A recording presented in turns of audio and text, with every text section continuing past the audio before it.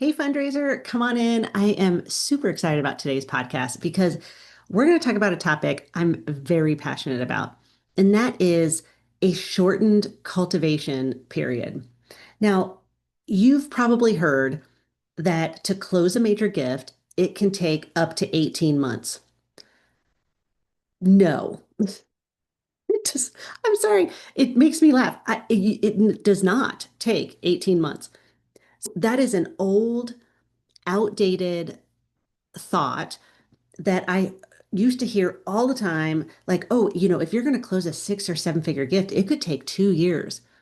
2 years? Like, what I think most about is like, what's happening to the people you're serving, the animals you're serving, the environment you're serving, while you're just like hanging out with donors for 2 years? Absolutely not. So here we are in a post-COVID world where attention spans are very much shorter. People get bored. We're way past the idea of cultivating for years and years before asking for a multi-million dollar commitment. Absolutely not. So, as you could tell, I'm very passionate about this because I just think it wastes a lot of time. Donors, especially if they care about your organization, they're going to opt in. They're going to respond to your emails. They're going to be available for meetings. I mean, donors travel and they have busy lives and all the things. They're going to, if they care, they're going to make time for you and the organization you work for. So I believe that nobody should cultivate for more than 10 to 12 months. That's it. Like, because if you're cultivating longer, like it's just weird to me. Like, there's a couple things wrong if it takes you 18 months to cultivate. First and foremost, that means that your portfolio is too big and you are only being able to do a moves management strategy with a small percentage of your portfolio. So maybe you're in touch with that prospect every other month. That's not how it works. If you want to close someone in the next 10 to 12 months, you need to be in touch with that donor at least monthly. And we can talk about all the things that you can do to reach out when you have news, when you don't have news, but it's every single month. I'm a huge fan of a smaller portfolio and then go deep with that portfolio. It doesn't matter to me. Your portfolio could be 20.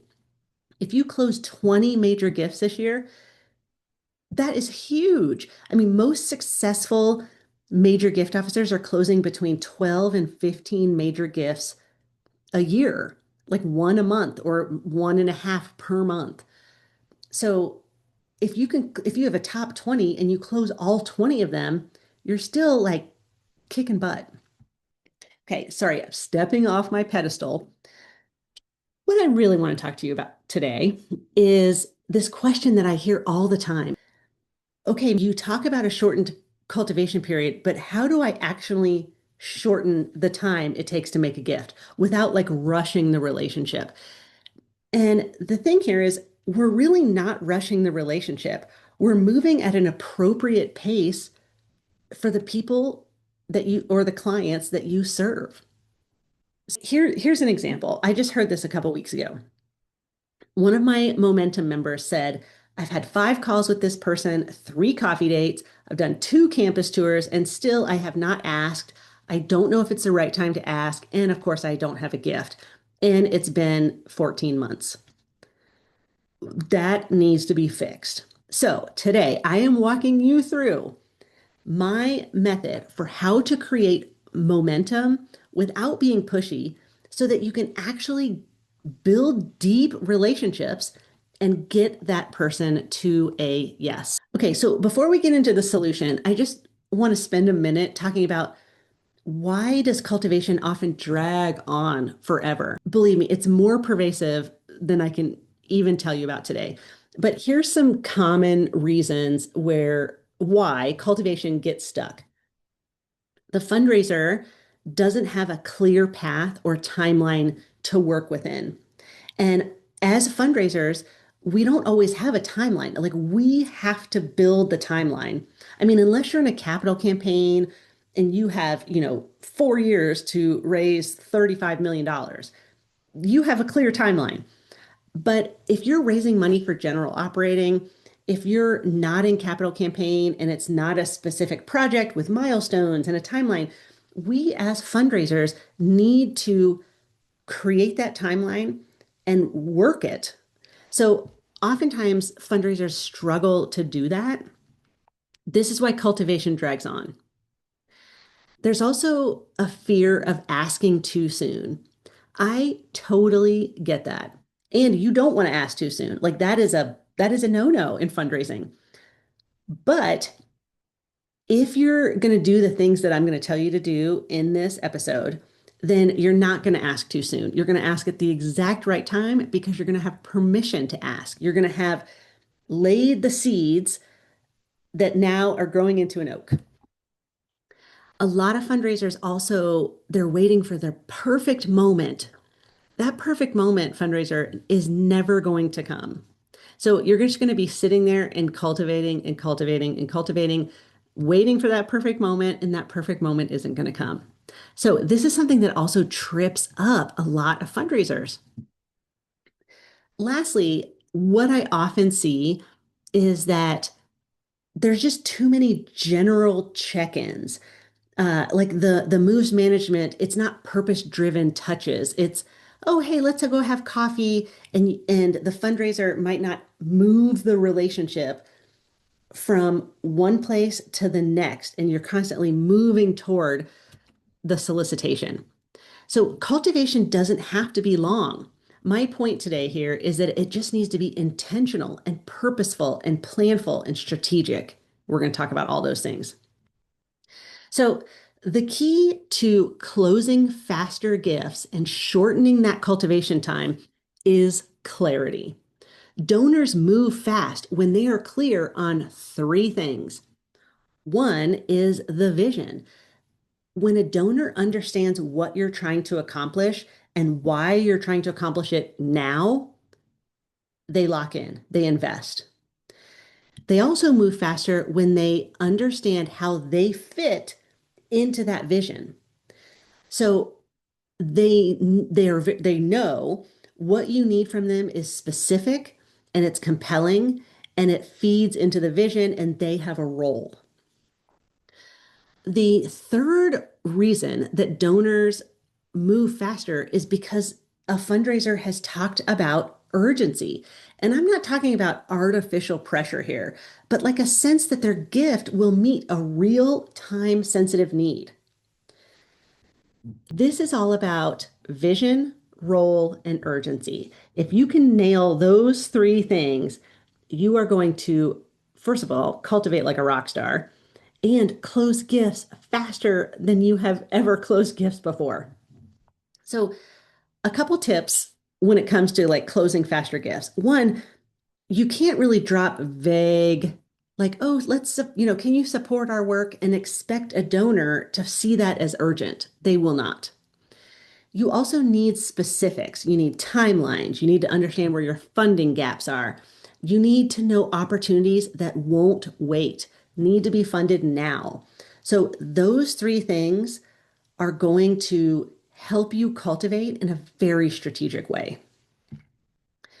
Okay, so now that we've kind of talked through how to make a donor clear on those things and move them quicker, I want to give you 5 ways to accelerate your cultivation, getting to that ask without putting a ton of pressure on the donor, because nobody wants that. So these are gentle but powerful ways to build momentum in your donor relationship. One, ask more purposeful questions. I mean, things like, what is what does impact look like to you? You might ask, what do you need to feel excited about a long-term investment? Like you need to ask really clear, thoughtful questions. And the reason that works and helps you close gifts faster is because you're going to uncover any roadblocks that the prospect or donor has, and you're going to gently invite buy-in. Now, when you know the impact that they want to make, you know the roadblocks that they foresee, you can rebut those in a very strategic way. I just want to give you a few more examples. And this is about the donor, but it's also helping you understand where you are in like the philanthropic pecking order. It is okay to ask a donor, are we in your top three charities? And if not, how can we get there? What do we need to do to be one of your top three this year? It's a great question. I have asked that question dozens and dozens of times. Every time I have gotten a really specific, amazing answer that then I internalized, took back to my organization, and then we worked through, okay, what do we need to do to get a $3 million gift from this person? Now, philanthropy should never drive your programming. Your programming should always drive philanthropy. So I just want to put out there, if you are a homeless shelter and the donor says to you, you know what would make you in my top three favorite charities is if you got into animal rescue. You're not going to do that. And you should not do that. Do not go build programming based on what a donor wants to see. Your program experts know what's best. Your philanthropy should never drive programming. Programming drives philanthropy. Okay, so we're going to ask more purposeful questions. Oh, sorry, I wanted to give you a few more examples. Another really solid question is, what kind of legacy do you want to leave? Now, that's a deep question and it's a lot to answer. So you might phrase it in a different way. If you're meeting with, let's say you're meeting with a woman and she's often talked about her grandkids and how much she loves the grandkids, instead of saying, Doris, what do you want your legacy to be? You might say, how do you want your grandchildren to remember you? Like that is a deeper, purposeful question that's tailored specifically for Doris. So asking more purposeful questions is going to help you shorten the cultivation period and frankly have a deeper, more connected relationship with your donors. Okay, second way to accelerate getting to the gift without putting a ton of pressure on is to use what I like to call micro asks that kind of build toward your big solicitation. So here's an example. Would you be open to a deeper conversation about where you could make the biggest impact? I mean, essentially, you're pre-soliciting and asking permission to solicit. This is very important. One of the things I wholeheartedly believe in is permission-based fundraising, and the fact that you should never ask for a gift unless you've gotten permission to ask for a gift. Now, when you ask for permission to ask for a gift, you use a micro ask. Tim, next time we come together, I have a really cool project that I'd like to talk to you about. And that involves talking to you about a financial investment in our organization. Would that be okay? You're going to get one of three answers. One, he's going to say, yes, we'll talk about it next time we meet. Great. Second is, you know what? Now is really not a great time. My twins just started their freshman year of college, and I am, I am just, the next 4 years are really hard for me because I'm strapped. That's okay too. You would rather hear that before the ask than to go make the ask and get a no. The third thing, and this happens more often than you think, is Tim will say, gosh, I don't want to wait till the next meeting. Like, what did you have in mind? So you really need to be prepared for what you're going to ask for. But the trick here is to use little micro asks to get you toward your bigger ask. Another way to phrase this is you could say, could I show you what a transformational gift might look like for our organization? Again, you're going to get one of three answers. Yes, no, and what are you thinking? What this does is it keeps the conversation moving forward without any hard pivots. What happens this has happened to me many times, it's happened to all my momentum and private coaching clients, is that things happen in donors' lives and things pivot. And it's not just like a little pivot over here. It's a hard pivot. I mean, you might work for the local symphony and you are with a donor and this donor loves the symphony, but their grandchild gets diagnosed with leukemia. That changes their philanthropy. They might want to say, you know what, I got to put the symphony on hold. I'm going to give to leukemia research for the next 5 years. So when you're having these deeper conversations, when you're having these micro asks, you're keeping things moving forward and avoiding those hard pivots as much as possible. Okay, third thing to do to kind of really accelerate is to reference external timelines. So you might say something like, we as an organization, we are aiming to fully fund this program by June. I would love to explore how you could be a part of that. So what you've done is in a very soft way said, I'm going to ask you for a gift before June. Now, if it's June and you have 3 weeks left in the month, that's a different story.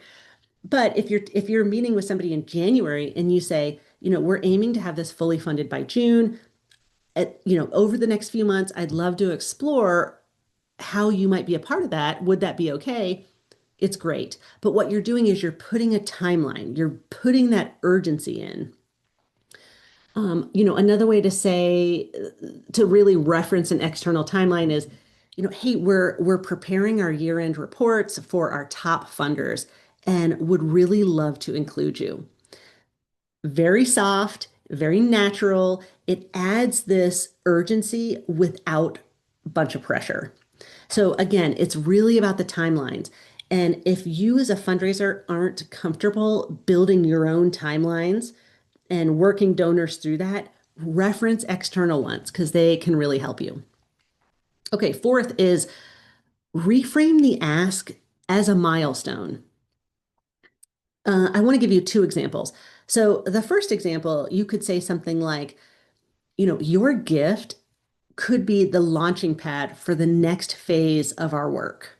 Like that's a very soft yet powerful statement because one, you've referenced a gift, you have referenced that they're an early investor, and you've referenced that you're going to ask a lot more people, but they're kind of in there first. So it's more of like a milestone than like a hard ask. The other way to say it, and I recently heard one of my Momentum members say this, and I really liked it, was, you know, your support could be the catalyst for our community expansion. So really putting in an element of leverage, and it really shifts. It shifts the mindset from I want a gift from you, which is pretty stark and staunch, to you're a key part of what we're trying to accomplish here. So you really want to go toward the latter, right? You don't want to seem like you see your prospects and donors as an ATM. You really want them to be a partnership. Okay, lastly, use your gut and pay attention to the signals. Now, this just takes time, it takes experience, and you will get their fundraiser. Like if you're new to fundraising, rest assured, being able to follow your gut is going to come very easily, probably sooner than you think. If you're an established fundraiser who has been around the block like I have, your gut, you need to trust it and the signals that you're getting. So if you have a donor or a prospect and they're asking you detailed questions, they are leaning in, they are giving unsolicited gifts. Don't overthink this. Go ahead and ask. There is nothing wrong with asking. I mean, not you don't want to do it with pressure, but with partnership. Rushing feels like pressure. Momentum feels like clarity. So when you're talking about cultivation, you don't want to rush. You want to be very purposeful, have clarity, and move that prospect toward a gift. Sometimes you're just going to get this gut feeling that says, okay, now is the right time to ask, or now is the right time to ask permission to ask at our next meeting. Okay, fundraiser, we've covered a lot today. My my biggest hope for you is that you now know that you do not need to wait forever to ask. You do not need to cultivate for 18 months. You need to lead with clarity, purpose, and partnership, and the right donors are going to move with you at your pace. So just remember the three big things. Donors move faster when they know the vision, they know their role and how they fit into the vision, and there's a sense of urgency to move now. So I hope this was helpful for you. If it is, follow the show, leave a review, and send this episode to a teammate who might be stuck in like not yet land. Okay, fundraiser, until next time.